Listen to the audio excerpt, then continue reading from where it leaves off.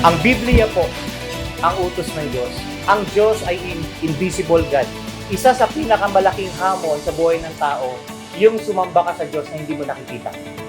Ang Diyos po natin ay invisible God. Pero dahil merong salita, merong Bible, mararamdaman po natin na ang Diyos tunay, buhay, at makapangyarihan.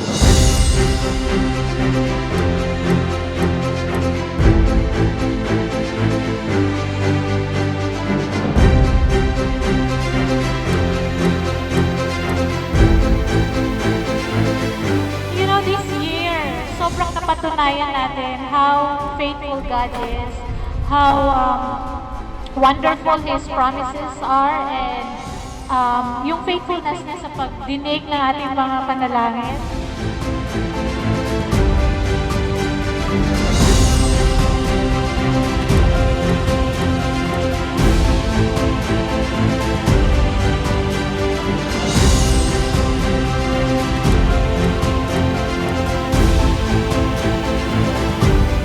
If we can be faithful to God, na yun ang pinakamahirap na uri ng faithfulness na pwede natin gawin. If we can be faithful to God, it's easier to be faithful in everything else.